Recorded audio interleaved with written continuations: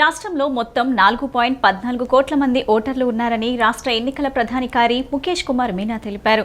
రాష్ట్ర వ్యాప్తంగా 46,388 పోలింగ్ కేంద్రాలు ఏర్పాటు చేస్తున్నామని, ఒక్కో పోలింగ్ కేంద్రంలో 1,500 మంది ఓటర్లకు అవకాశం కల్పిస్తున్నామన్నారు. ఓట్ల సంఖ్య 1,500 దాటితే యాక్సిలరీ పోలింగ్ కేంద్రం ఏర్పాటు చేస్తామని చెప్పారు. రాష్ట్రంలో 224 యాక్సిలరీ పోలింగ్ కేంద్రాల కోసం ఈసీకి ప్రతిపాదనలు పంపినట్లు చెప్పారు.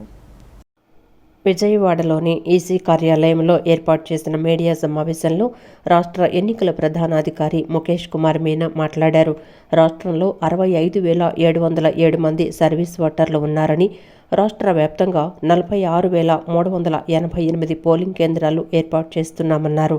ఒక్కో పోలింగ్ కేంద్రంలో 1,500 మంది ఓటర్లకు అవకాశం కల్పిస్తామని, ఓటర్ల సంఖ్య 1,500 దాటితే యాక్సిలరీ పోలింగ్ కేంద్రం ఏర్పాటు చేస్తామన్నారు. రాష్ట్రంలో 224 యాక్సిలరీ పోలింగ్ కేంద్రాల కోసం ఈసీకి ప్రతిపాదనలు పంపామన్నారు. సివిజిల్ యాప్ ద్వారా ఇప్పటి వరకు 16,345 ఫిర్యాదులు అందాయని అన్నారు. డబ్బు, మద్యం పంపిణీపై 200 ఫిర్యాదులు వచ్చాయని, ఇందులో 10,403 ఫిర్యాదులు ఖచ్చితమైనవి కావడంతో పరిష్కరించామన్నారు. ఎన్నికల కోడ్ ఉల్లంఘనకు సంబంధించి 864 ఎఫ్ఐఆర్లు నమోదయ్యాయని, ఎన్నికల సందర్భంగా జరిగిన హింసాత్మక ఘటనల్లో 2 మృతి చెందగా 196 మందికి గాయాలయ్యాయని తెలిపారు. రాష్ట్ర వ్యాప్తంగా 150 అంతర్రాష్ట్ర చెక్పోస్టులు ఏర్పాటు చేశామన్నారు. ఎన్నికల నోటిఫికేషన్ ఇచ్చినప్పటి నుంచి ఇప్పటి వరకు 200 కోట్ల సొత్తు సీజ్ చేశామని సీఈఓ తెలిపారు. Total 4,13,33,000 voters. దాంట్లో 2,02,00,000 మేలు, తర్వాత 2,10,00,000 ఫీమేల్ ఓటర్స్ ఆర్ దేర్. దీంతో పాటు మనకు సర్వీస్ ఓటర్స్ కూడా ఉన్నారు. 65,707 సర్వీస్ ఓటర్స్. సో ఫైనల్ ఈ అంతా service voters, male, female, third gender అంతా కలిపి 4,14,01,887 voters are there who are going to participate in the polling process on 13th of May. When we మనము ఎలక్టరల్ రోల్ పబ్లిష్ చేసినప్పుడు, అంటే జనవరి 2024 22 జనవరి 2024కి మనము final role publish చేశాము. ఆ టైంకి there were 4,08,00,000 voters. Now there is a difference. అంటే జనవరి 22 నుంచి ఈరోజు ఏప్రిల్ 25 వరకు డిఫరెన్స్ ఈజ్ 5,94,000 ఓట్స్ పెరిగింది. So now this is the final voter list. మనము పార్టీస్కి మొత్తం లిస్ట్ ఇస్తాము మన స్టేట్ ఆఫీస్ నుంచి. తర్వాత ఇప్పుడు క్యాండిడేట్స్ కూడా ఫైనలైజ్ అయ్యారు కాబట్టి ప్రతి క్యాండిడేట్కి ఎలక్టోరల్ కాన్స్టిట్యుయెన్సీ సంబంధించి, లెజిస్లేటివ్ కాన్స్టిట్యుయెన్సీ, తర్వాత పార్లమెంట్ కాన్స్టిట్యుయెన్సీ సంబంధించి ఎలక్టోరల్ రోల్ ప్రతి ఎలక్టర్కి కూడా ఇవ్వడం జరుగుతుంది. అది 6వ లెవెల్లో చేయడం జరుగుతుంది. పోలింగ్ స్టేషన్ నంబర్ కూడా ఇప్పుడు ఫైనలైజ్ అయింది. లాస్ట్ టైం మేము చెప్పినప్పుడు 46,165 పోలింగ్ స్టేషన్స్ వర్ దేర్. దీని తర్వాత మళ్ళీ ఆక్సిలరీ పోలింగ్ స్టేషన్, అంటే ప్రతి వెనెవర్ ద పోలింగ్ స్టేషన్లో ఓటర్ సంఖ్య 1,500 కింద పైకి వెళ్తే దీన్ని మళ్ళీ 2గా డివైడ్ చేసేసి ఆక్సిలరీ పోలింగ్ స్టేషన్ కొత్తగా ఏర్పాటు చేయడం జరుగుతుంది. సో మనం ఎలక్షన్ కమిషన్ నవసందేహాల పేరుతో ఏపీ పీసీసీ అధ్యక్షురాలు వైఎస్ షర్మిల వరుసగా 2వ రోజు ముఖ్యమంత్రి జగన్మోహన్ రెడ్డికి బహిరంగ లేఖ రాశారు. జనవరి 1న ప్రతి ఏడాది జాబ్ క్యాలెండర్ అన్నారు. ఎందుకు ఇవ్వలేదు? 25 ఎంపీలు ఇస్తే కేంద్రం మెడలు వంచి ప్రత్యేక హోదా తెస్తామన్నారు. 22 ఎంపీలు ఇస్తే ఏం చేశారని ప్రశ్నించారు. నవ సందేహాల పేరుతో ఏపీ కాంగ్రెస్ అధ్యక్షురాలు వైఎస్ షర్మిల వరుసగా 2వ రోజు ముఖ్యమంత్రి జగన్మోహన్ రెడ్డికి బహిరంగ లేఖ రాశారు. రాష్ట్రంలో ఉద్యోగాల విషయంలో తాము అడుగుతున్న నవ సందేహాలకు సమాధానం చెప్పాలని డిమాండ్ చేశారు.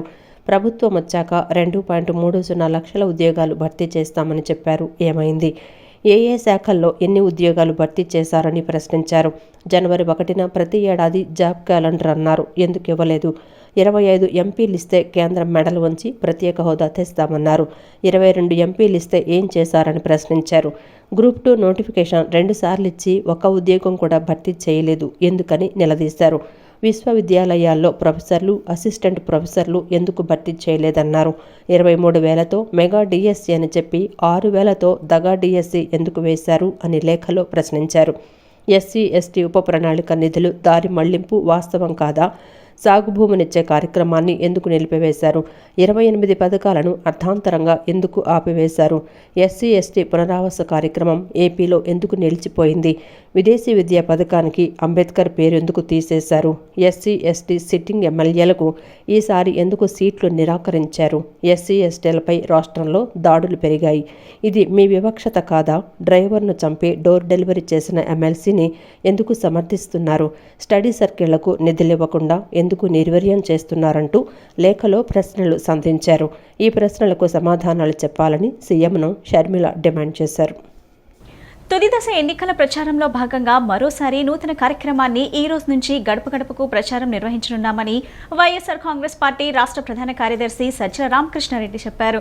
2019లో అఖండ మెజార్టీతో ప్రభుత్వం ఏర్పాటు చేసిన తరువాత సీఎం వైఎస్ జగన్మోహన్ రెడ్డి చేపట్టిన విప్లవాత్మక సంస్కరణలు, పథకాలు రాష్ట్రంలోని 87% పైగా పేదల ఇళ్లకు ఆర్థిక ప్రయోజనాలు కలిగించామని తెలిపారు. జగన్ కోసం సిద్ధం పేరుతో నూతన కార్యక్రమాన్ని ఈ రోజు నుంచి ప్రారంభించామని వైఎస్ఆర్ కాంగ్రెస్ పార్టీ ప్రధాన కార్యదర్శి సజ్జల రామకృష్ణారెడ్డి చెప్పారు. తాడేపల్లి వైఎస్ఆర్ కేంద్ర కార్యాలయంలో వైఎస్ఆర్ కాంగ్రెస్ పార్టీ ప్రధాన కార్యదర్శి సజ్జల రామకృష్ణారెడ్డి విలేకరుల సమావేశాన్ని నిర్వహించారు. ఈ సందర్భంగా సజ్జల మీడియాతో మాట్లాడుతూ రాష్ట్ర వ్యాప్తంగా నియోజకవర్గ ఎమ్మెల్యేలు, సమన్వయకర్తలు గడప గడపకు కార్యక్రమం నిర్వహించారన్నారు.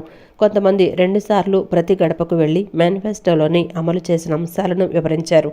2019లో అఖండ మెజారిటీతో ప్రభుత్వం ఏర్పాటు చేసిన తర్వాత సీఎం వైఎస్ జగన్మోహన్ రెడ్డి చేపట్టిన విప్లవాత్మక సంస్కరణలు, పథకాలు రాష్ట్రంలోని 87% పైగా పేదల ఇళ్లకు ఆర్థిక ప్రయోజనాలను కలిగించాయని సజ్జల తెలిపారు. రాష్ట్ర వ్యాప్తంగా వైఎస్ఆర్సీపీకి సంబంధించి 47,000 బూత్ కమిటీల నిర్మాణం పూర్తయిందని, ప్రతి బూత్లోనూ 1+10 విధానంలో ఒక ప్రెసిడెంట్, 10 మంది సభ్యులు ఉంటారని చెప్పారు. జగన్ కోసం సిద్ధం ప్రచార కార్యక్రమం వినూత్నంగా, బహుశా ఏ రాజకీయ పార్టీ చేయని విధంగా వివిధ సామాజిక వర్గాలకు చెందిన 12 మంది నిరుపేదలను స్టార్ క్యాంపైనర్లుగా ఎంపిక చేశామని, వారి పేర్లను ఎన్నికల కమిషన్కు సమర్పించామన్నారు. బూత్ కమిటీ సభ్యులతో పాటు స్టార్ క్యాంపైనర్లు జగన్ కోసం సిద్ధం ప్రచార కార్యక్రమంలో పాల్గొని సీలింగ్ ఫ్యాన్ గుర్తుకు ఒక్కొక్కరు 2 ఓట్లు ఎమ్మెల్యే, ఎంపీకి వేయాలని అభ్యర్థిస్తారని చెప్పారు. నేరుగా జగన్మోహన్ రెడ్డి గారిని ఆయనకు అండగా ఉంటాం, ఆయనతో సపోర్ట్ చేస్తాం, ఆయనతో నడుస్తాం, ఆయనే మా నాయకుడు అంటూ గతంలో వచ్చిన దానికి మించి మెజారిటీ ప్రజలు కూడా వోకల్ గా చెప్తూ వచ్చారు. అంటే ఇంత పకడ్బందీగా ప్రజల్లో ఉంటూ అలాగే గడప గడపకు కింద చేస్తున్నప్పుడే అక్కడ ఆ ఊర్లలో ఉన్న సమస్యలు కూడా చాలా వరకు ఆ గ్రామాల్లో ఉన్నవి అడ్రస్ చేస్తూ వచ్చారు. మా శాసనసభ్యులు కానీ, నియోజకవర్గ కన్వీనర్లు కానీ చిన్న చిన్న సమస్యలు ఉంటే వాటిని గవర్నమెంట్ నుంచి వర్క్స్ టేకప్ చేసి కంప్లీట్ కూడా చేశాం. ఇందులో భాగంగా ఫైనల్ లెక్క వచ్చింది. ప్రచారం ఒక పక్క జరుగుతుండగా బూత్ కమిటీలు మావన్నీ దాదాపు 47,000 బూత్లకు సంబంధించిన బూత్ కమిటీల నిర్మాణం పూర్తయింది. ప్రతి బూత్ లోనూ 1+10 కింద అంటే ఆ బూత్ కు సంబంధించిన బూత్ కమిటీ ప్రెసిడెంట్ ఒకరు ఉంటారు, 10 మంది సభ్యులు ఉంటారు. వాళ్ళది పూర్తి అయిపోయి ఇప్పుడు ఫైనల్ గా ఎలక్షన్లకు పోతుండగా ఇప్పుడు ఫైనల్ లెగ్ ఆఫ్ క్యాంపెయిన్ లో మరోసారి డోర్ టు డోర్ గడప గడపకు ఈ బూత్ కమిటీ సభ్యులు చేసే ప్రచారాన్ని చేపట్టారు. దీని పేరు జగన్ కోసం సిద్ధం. మేము సిద్ధం సభలు జరిగాయి, మేము సిద్ధమని మళ్లీ సభలు జరిగాయి, జగన్మోహన్ రెడ్డి గారు అడ్రస్ చేశారు. ఇప్పుడు బూత్ కమిటీ సభ్యులు ప్రతి డోర్కి వెళ్లి మళ్లీ వాళ్ళ అభిమానం జగన్ గారి పట్ల ఉన్న అభిమానం దాన్ని రికార్డు చేసుకుని అలాగే ఈ ఎన్నికల్లో మా పార్టీని, వైఎస్ఆర్ కాంగ్రెస్ పార్టీని ఆశీస్సులు మరోసారి 19లో ఇచ్చినట్టే ఆశీస్సులు ఇవ్వమని రిక్వెస్ట్ చేసి ఫ్యాన్ గుర్తుకే 2 ఓట్లు, ఒకటి అసెంబ్లీ అభ్యర్థికి, వైఎస్ఆర్సీపీ అభ్యర్థికి, మరొకటి పార్లమెంట్ అభ్యర్థికి సీలింగ్ ఫ్యాన్ గుర్తు మీద ఓటు వేయమని రిక్వెస్ట్ చేస్తూ ప్రచార కార్యక్రమం నిర్వహిస్తారు. భారతదేశంలో ఉన్న ప్రతి ఒక్క పౌరులు సబ్కా సాత్ సబ్కా వికాస్ ఆర్ఎస్ఎస్ బీజేపీ భావజాలమని పశ్చిమ నియోజకవర్గం బీజేపీ అభ్యర్థి సుష్మా చౌదరి తెలిపారు. రాజకీయ పార్టీలు గత 75 సంవత్సరాలుగా ఎస్సీ, ఎస్టీ, ముస్లిం మైనార్టీలను వాడుకొని భారతదేశాన్ని ఈ స్థాయికి తీసుకొచ్చిందన్నారు. కేవలం ఓట్ బ్యాంక్ కింద వాడుకున్నారని తెలిపారు. పశ్చిమ నియోజకవర్గం బీజేపీ అభ్యర్థి సుజనా చౌదరి ముస్లిం సామాజిక వర్గంలోని మైనార్టీ నాయకులతో సమావేశం నిర్వహించారు. అనంతరం ఆయన కానూరులోని తన నివాసంలో మీడియా సమావేశం నిర్వహించారు. ముస్లిం నాయకులు ఆయనకు సంఘీభావం తెలిపారు. సమావేశంలో ఆయన మాట్లాడుతూ రాజకీయ పార్టీలు గత 75 సంవత్సరాలుగా ఎస్సీ, ఎస్టీ, ముస్లిం మైనార్టీలను వాడుకొని భారతదేశాన్ని ఈ స్థాయికి తీసుకొచ్చారన్నారు. కేవలం ఓటు బ్యాంకు కింద వాడుకున్నారని తెలిపారు. గత 10 సంవత్సరాలలో నరేంద్ర మోడీ నాయకత్వంలో ముస్లింలకు అనేక కార్యక్రమాలు చేశారన్నారు. సిఏఏ మూలంగా భారతీయ పౌరులకు ఎటువంటి నష్టం లేదని, ఎన్ఆర్సీ మూలంగా నష్టం ఉందన్నారు. కేంద్ర రాష్ట్ర ప్రభుత్వాలు అనుసంధానం చేసి ముస్లిం క్రైస్తవుల ఆస్తుల పరిరక్షణకు అందరూ కలిసి పోరాడదామన్నారు. తనను కేశినేని శివనాథ్ చిన్నిని గెలిపించాలని కోరారు. రాజకీయ పార్టీలు రకరకాలుగా వాడుకొని గత 75 సంవత్సరాల్లో ఎస్సీ, ఎస్టీ, ముస్లిం సోదరులను వాడుకొని ఈ భారతదేశాన్ని ఈ స్థాయికి తీసుకొచ్చింది. కేవలం ఓటు బ్యాంక్ కింద వాడుకున్నారు. అలా కాకుండా గత 10 సంవత్సరాల్లో ఎన్డీఏ నరేంద్ర మోడీ గారి నాయకత్వంలో ముస్లిమ్స్కి ఏం చేసింది అనేది కూడా నేను చెప్తాను. మీకు ఒక లిటరేచర్ ఇస్తా. సిఏఏ మూలాన భారతీయ పౌరులకు ఎటువంటి రకమైన నష్టం లేదు. ఎన్ఆర్సీ మూలాన భారతీయ పౌరులకు ఎటువంటి రకమైన, అంటే భారతీయ పౌరులు అంటే ముస్లిం సోదరులు, క్రిస్టియన్ సోదరులు అందరూ ఉన్నారు. కాబట్టి ఆ క్లారిటీ ఇస్తాం. మనం కలిసి పనిచేద్దాం. మీరు కేంద్ర రాష్ట్ర ప్రభుత్వాలని అనుసంధానం చేసి మన ముస్లిం ప్రాపర్టీస్ కానీ, క్రిస్టియన్ ప్రాపర్టీస్ కానీ, ఎండోమెంట్ ప్రాపర్టీస్ కానీ వాటిని ప్రొటెక్ట్ చేస్తానికి అందరం కలిసిమెలిసి ఉండాలి. అక్క, బావ, మామ, అత్త అని ఎలా అయితే పిలుచుకుంటున్నాం. కాబట్టి మీరు అందరూ సైనికుల్లాగా పనిచేసి ఈ ఎన్నికల్లో గట్టి మెజార్టీతో మీరు గెలిపించండి నన్ను, చిన్నిని. అంటే సైకిల్ గుర్తు, కమలం గుర్తు. ఆ తర్వాత మేము మీకు సైనికుల్లాగా అన్ని సమస్యలకి పరిష్కార మార్గం తీసుకొస్తామని చెప్పారు. అనంతరం ముస్లిం మైనార్టీ నాయకులు నాగుల్ మీరా, ఫతావుల్లా, ఎంఎస్ బేగ్ తదితరులు మాట్లాడుతూ సుజనా చౌదరిని గెలిపించుకోవడానికి టీడీపీ, బీజేపీ, జనసేనలోని ముస్లిం ముఖ్య నాయకులు సమావేశమయ్యారని, ఎన్నికల్లో ముస్లిం నాయకులు ప్రధాన భూమిక పోషించాలన్నారు. సుజనా చౌదరిని బీజేపీ అభ్యర్థిగా బయట నుంచి వచ్చిన నాయకుడిగా చూడటం లేదని, సమర్థవంతమైన నాయకుడిగా చూస్తున్నారన్నారు. సుజనా చౌదరి ఉంటేనే నియోజకవర్గం అభివృద్ధి చెందుతుందన్నారు. హజ్ హౌస్ నిర్మాణం చేపట్టే బాధ్యత సుజనా తీసుకుంటారని చెప్పారు. 2014 నుంచి 2019లో రిజర్వేషన్ను కోర్టులో కాపాడింది టీడీపీనేనని చెప్పారు. ప్రస్తుతం ఎమ్మెల్యే అభ్యర్థిగా పోటీ చేస్తున్న వైసీపీ అభ్యర్థి షేక్ ఆసిఫ్ రాష్ట్రంలో ఎక్కడైనా ఒక్కరికైనా రుణం ఇప్పించారా? ముస్లిం సామాజిక వర్గానికి ఉపయోగపడే పని ఏదైనా చేశారా అని ప్రశ్నించారు. ఇవన్నీ కూడా మనకు చెప్పటం కాదు. ఇవాళ మన ప్రాంతం అభివృద్ధి కావాలి. ఈరోజు ముస్లింల పేదరికం ఉంది. ఇవాళ సుజనా చౌదరి గారు సుజనా ఫౌండేషన్ ద్వారా చదువుకున్న బిడ్డలకి వాళ్ళు ఉద్యోగ అవకాశాలు కావచ్చు, వాళ్ళు చదువుకుంటానికి కావచ్చు, ఒకటే మాట అంటున్నారు, ఈద్గాలో షాదీఖానా ఉంది, ఇది అధునాతనమైన పద్ధతుల్లో తయారు చేయాలి. భవానీపురంలో షాదీఖానా ఉంది, ఇది అధునాతనమైన పద్ధతుల్లో తయారు. ఆయన అన్ని డివిజన్లో అన్ని వర్గాలు సమానంగా చూసుకోవాలి, అన్ని మతాలను సమానంగా చూసుకోవాలి. మానవత్వం అనే కులముని మించిన కులమే లేదు, మతమే లేదు అనేటువంటి భావజాలం కలిగినటువంటి సుజనా చౌదరి గారిని గెలుపు ప్రజలు ఇవాళ ఎదురు చూస్తూ ఉన్నారు. ఆ గెలుపులో ముస్లింలు ప్రధానమైన భూమిక పోషించడానికి ప్రాధాన్యత లేదు. ఎవరైతే ప్రజాసేవ చేస్తానికి వస్తారో వాళ్లకు మా పశ్చిమ నియోజకవర్గం స్వాగతించింది. అలాగే ఈరోజు చూస్తే సుజనా చౌదరి గారు తిరుగుతుంటే ప్రతి ఒక్కడు కూడా పశ్చిమ నియోజకవర్గంలో మాకు ఒక కుటుంబ సభ్యుడు దొరికాడు, మాకు ఒక కుటుంబ సభ్యుడు వచ్చాడు మా ప్రాబ్లం చెప్పుకోవటానికి. ఇంతమంది ఎమ్మెల్యేలు అయ్యారు, ఇక్కడ మంత్రులు అయ్యారు, కానీ మా నియోజకవర్గం మాత్రం కొండ ప్రాంతాలు కానీ కొండ కింద ప్రాంతాలు కానీ ఒక పాతెబస్తీ లాగానే మిగిలిపోయింది. కాబట్టి ప్రజలు సుజనా చౌదరి గారిని ఒక కుటుంబ సభ్యుడిగా ఆహ్వానిస్తున్నారు. ఆయన్ని మేము గెలిపించుకుంటామని బాహటంగా ఈరోజు కులాలకు మతాలకు అతీతంగా మాట్లాడుతున్నారు. అలాగే సుజనా చౌదరి గారి మీద పోటీ చేసే వ్యక్తి నేను ఇంతకుముందు కూడా ఛాలెంజ్ చేశాను, ఈరోజు కూడా చేస్తున్నాను. మైనారిటీ ఫైనాన్స్ కార్పొరేషన్ చైర్మన్గా రాష్ట్రానికి చైర్మన్గా చేశావు నువ్వు ఆసిఫ్. ఎక్కడైనా రాష్ట్రం మొత్తంలో 1 లక్ష రూపాయలు నువ్వు లోన్ ఇప్పించగలిగావా? ల్యాండ్ టైటిల్ యాక్ట్ పై ప్రతిపక్షాలు అబద్ధపు ప్రచారాలు చేస్తున్నారని మంత్రి బొత్స సత్యనారాయణ ఆగ్రహం వ్యక్తం చేశారు. ల్యాండ్ టైటిల్ యాక్ట్ పై ఎటువంటి సందేహాలు వద్దని, జిరాక్స్ పేపర్లు ఇస్తారనేది అబద్ధమన్నారు. భూ హక్కుదారులకు ప్రయోజనం కలిగేలా యాక్టును తీసుకొస్తున్నామని తెలిపారు. దళారీ వ్యవస్థ ఉండకూడదని యాక్ట్ తెస్తున్నామని చెప్పారు. ఎన్నికల కోడ్ లేకపోతే తప్పుడు ప్రచారం చేసేవారిపై చర్యలు తీసుకునేవారమన్నారు. ల్యాండ్ టైటిల్ యాక్ట్ చట్టం చేయాలని కేంద్ర ప్రభుత్వం రాష్ట్రాలకు సలహాలు సూచనలు ఇచ్చిందని మంత్రి బొత్స సత్యనారాయణ తెలిపారు. ప్రజల ఆస్తులకు మరింత రక్షణ కల్పించాలనేది సీఎం జగన్ ఆలోచనని చెప్పుకొచ్చారు. వైసీపీ పథకాలను మేనిఫెస్టో పేజీలను చంద్రబాబు కాపీ కొట్టారని ఆరోపించారు. టీడీపీ మేనిఫెస్టో చెత్తబుట్టలో వేయటానికి తప్ప దేనికి పనికిరాదన్నారు. ఎన్డీఏ మేనిఫెస్టోపై మోదీ, పురంధేశ్వరి బొమ్మలు ఏవని ప్రశ్నించారు. కూటమి పార్టీలే మేనిఫెస్టోను అంగీకరించినప్పుడు రాష్ట్ర ప్రజలు ఎందుకు ఆమోదించాలన్నారు. మంచి పని చేస్తున్న సీఎం జగన్ ఫోటో సర్వే రాళ్ల మీద వేస్తే తప్పేంటని మంత్రి బొత్స సత్యనారాయణ ప్రశ్నించారు. ఏదైతే రిజిస్ట్రేషన్ జరిగినప్పుడు జిరాక్స్ కాపీలు ఇస్తారని చెప్పింది పచ్చి అబద్ధం. ఏ ఒక్కరు కూడా అది నమ్మద్దు. డాక్యుమెంట్ వచ్చి తెల్లకాకి మీదే రిజిస్ట్రేషన్ చేస్తారనేది కూడా అబద్ధం. ప్రభుత్వ ప్రతిపాదన ఏంటంటే ఫస్ట్ పేజీ ఉన్నప్పుడు 100 రూపాయల స్టాంప్ పెట్టి మిగతా పేపర్లు అన్నీ ఉంటే దానికి ఒక పర్మనెంట్ ఒక డాక్యుమెంట్ ప్రభుత్వం తయారు చేసింది, మొదటి కాపీని.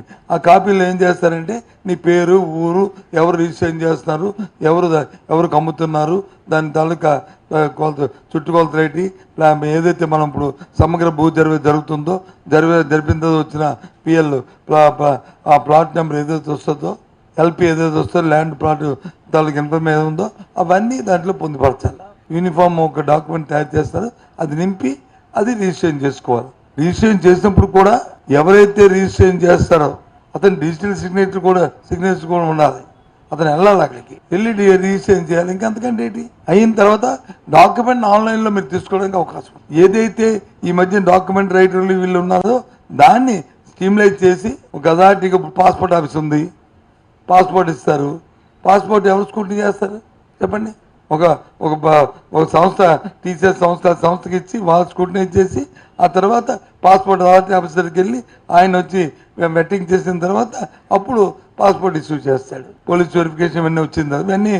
ఇవన్నీ ప్రాసెస్ ఎవరు చేస్తారు? ఒక ఏజెన్సీ చేస్తారు కదా. అలాంటి ఏజెన్సీని ఆ ప్రక్రియ ఉండాలి. ఎవరు పడతారు ఉండకూడదు, ఒక అకౌంటబిలిటీ ఉండాలి. తద్వారా న్యాయం జరుగుతుంది, కరప్షన్ మినిమైజ్ అవుతుంది, కరప్షన్ పోతుంది, కరప్షన్ ఫ్రీగా ఉంటుంది అనేది ఎవరెక్కడి నుంచి అయినా సరే కొనుక్కోవచ్చు. ఏపీలో ఎండల తీవ్రత దృష్ట్యా పోలింగ్ సమయంలో మార్పులు చేయాలని కేంద్ర ఎన్నికల సంఘాన్ని తెదేపా కోరింది. మధ్యాహ్న సమయంలో ఉష్ణోగ్రతలు రికార్డు స్థాయిలో నమోదవుతుండటంతో ప్రజలు బయటకు వచ్చే పరిస్థితి లేదని, స్వల్ప మార్పులు చేయాలని ఆ పార్టీ సీనియర్ నేత కనకమేడల రవీంద్ర కుమార్ ఈసీకే లేఖ రాశారు.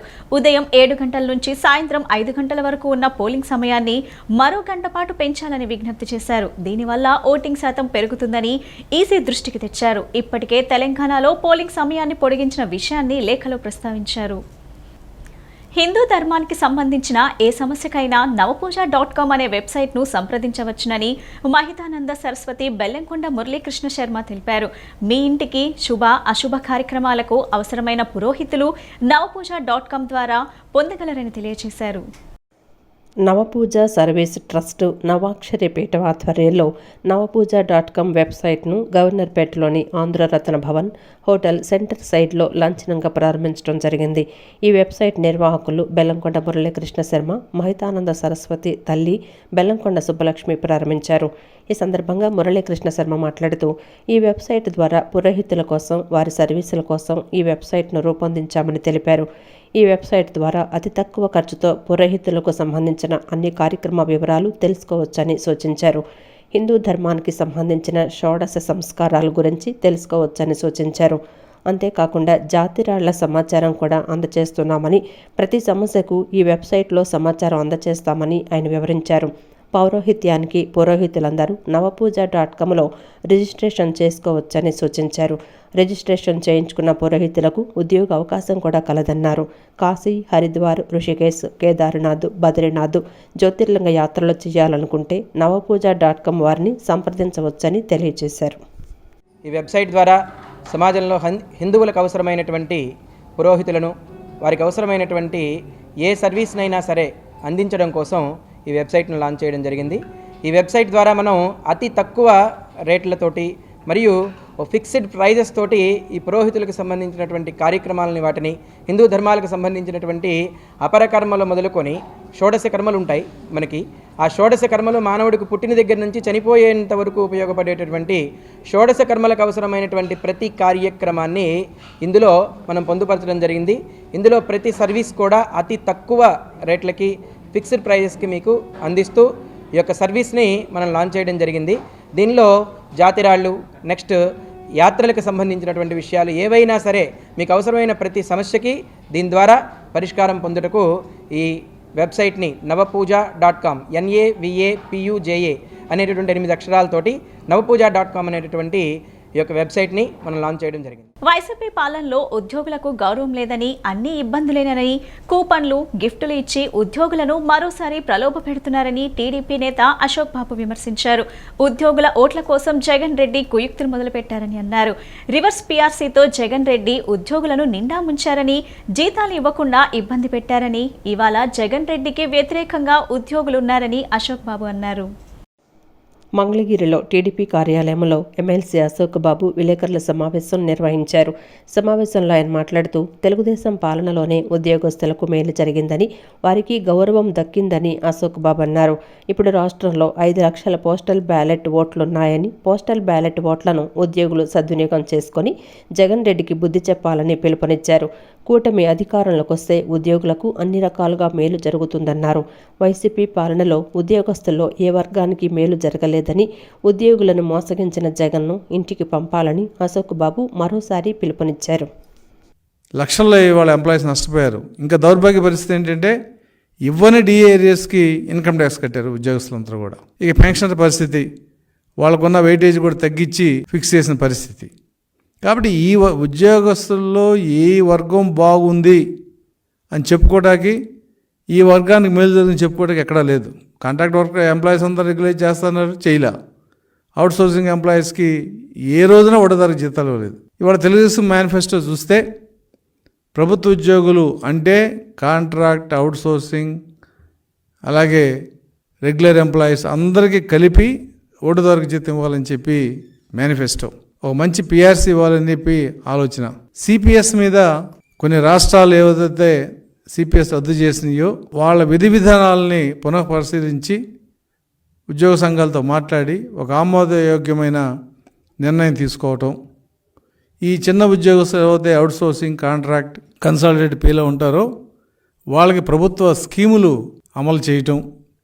ఇవాళ ఆంధ్రప్రదేశ్లో ఫస్ట్ టైం ఇన్ ఇండియా ఒక కాంప్రహెన్సివ్ ఇన్సూరెన్స్ అందరికీ, అది ఉద్యోగస్తుడు, పెన్షనర్స్, పేదవాడు, గొప్పవాడు లేదు, ప్రతి కుటుంబానికి 25 లక్షల రూపాయల ఇన్సూరెన్స్ ప్రభుత్వమే కడుతుంది. ప్రజల వరకు కట్టాల్సిన పని లేదు. టీడీపీ అధినేత చంద్రబాబు క్రైస్తవ్యం మీద విషం చెబుతున్నారని ఏఐసీసీ వ్యవస్థాపక అధ్యక్షులు హానక్ ఆగ్రహం వ్యక్తం చేశారు. తాడేపల్లి ప్యాలెస్ నందు మత మార్పిడి చేస్తున్నారని చంద్రబాబు ఆరోపణలు చేస్తున్నారని ధ్వజమెత్తారు. ఈ ఎన్నికల్లో క్రైస్తవుల ఓట్ బ్యాంక్తో చంద్రబాబుకు బుద్ధి చెబుతామని ఆయన హెచ్చరించారు. నగరంలోని ఆంధ్రప్రభ కాలనీ సెంట్రల్ ఎమ్మెల్యే అభ్యర్థి వెల్లంపల్లి కార్యాలయంలో ఏఐసీసీ వ్యవస్థాపక అధ్యక్షులు హానక్కు విలేకరుల సమావేశాన్ని నిర్వహించారు. ఏఐసీసీ వ్యవస్థాపక అధ్యక్షులు హానక్కు క్రైస్తవంపై వస్తున్న ఆరోపణలపై కూటమి నేతలపై విరుచుకుపడ్డారు. 2019 నుంచి వైసీపీ ప్రభుత్వానికి ఎంతగానో కృషి చేస్తున్నామని ఆయన చెప్పుకొచ్చారు. ఈ సేవలకు గాను తనను వైసీపీ క్రిస్టియన్ మైనార్టీ ఎలక్షన్ కోఆర్డినేటర్గా నియమించడం జరిగిందని చెప్పారు. రాష్ట్రం మొత్తం వైసీపీ ప్రభుత్వానికి మద్దతు ప్రకటిస్తూ ఉన్నామని తెలియజేశారు. జగన్మోహన్ రెడ్డికి వస్తున్న ఆదరణ చూసి తట్టుకోలేక టీడీపీ అధినేత చంద్రబాబు విషం చెమ్ముతున్నారని ఆగ్రహం వ్యక్తం చేశారు. కూటమి ఏర్పడిన తర్వాత వాళ్లు రాష్ట్రానికి ఏం చేస్తారో చెప్పటం లేదని, జగన్మోహన్ రెడ్డి పథకాలను కాపీ కొట్టి రెట్టింపిస్తామని చెప్పడం హాస్యాస్పదమని ఆయన ఎద్దేవా చేశారు. చంద్రబాబు తమ క్రైస్తవం మీద విషం చెమ్ముతున్నారని మండిపడ్డారు. తమ క్రైస్తవం మీద విషం చెమ్ముతున్న చంద్రబాబుపై ఓటు బ్యాంకు ద్వారా బుద్ధి చెప్తామని హానక్ హెచ్చరించారు. అమ్మఒడి కానివ్వండి, లేకపోతే విద్యారంగం కానివ్వండి, వైద్య రంగం కానివ్వండి, మిగతా రాష్ట్రాలు ఎక్కడా లేదు అని చెప్పేసిన భారతదేశం మొత్తం యావత్తు కూడా ఆంధ్రప్రదేశ్ వైఎస్ఆర్సీపీ గవర్నమెంట్ వైపు ఎదురు చూస్తూ ఉన్నది. అది మాత్రమే కాదు, ప్రపంచం మొత్తం కూడా ఎక్కడా లేని విధమైనటువంటి ఇక్కడ కార్యక్రమాలు వైఎస్ జగన్మోహన్ రెడ్డి గారు చేయడం జరిగింది. ఇవన్నీ కూడా తట్టుకోలేక ప్రతిపక్షం వాళ్ళు, మరి ముఖ్యంగా చంద్రబాబు గారు, ఆయన ఇక్కడ జగన్మోహన్ రెడ్డి గారు చేసేటువంటి వాటిని తట్టుకోలేక విషం జిల్లుతూ ఉన్నారు. చంద్రబాబు గారు కావచ్చు, లేకపోతే నారా లోకేష్ కావచ్చు, లేకపోతే జనసేన అధినేత పవన్ కళ్యాణ్ కావచ్చు, వీళ్ళ ముగ్గురు కూడా వచ్చేసి ఇప్పుడు ప్రచారాల్లో చేస్తున్నారు. వాళ్ళు పార్టీలు పెట్టి మొత్తం కూడా కూటమిగా తయారయ్యింది. దేనికోసమో ఇప్పటికీ కూడా భారతదేశానికి అర్థం కావట్లా, మరి ముఖ్యంగా ఆంధ్ర రాష్ట్ర ప్రజలకి అంతకంటే అర్థం కాని పరిస్థితిలో ఉంది. ఎందుకనంటే వాళ్ళు పార్టీలు పెట్టి అందరూ ఒకటే, ఏం చేస్తామని చెప్పట్లా. ఈ సమావేశంలో ఆర్యవైశ్య మహాసభ నేత కొండపల్లి బుజ్జి, ఏఐసిసి సభ్యులు, పలువురు నేతలు పాల్గొన్నారు. ఈ బులెటిన్ ఇంతటితో సమాప్తం. తిరిగి మరో బులెటిన్లో కలుద్దాం. నమస్కారం.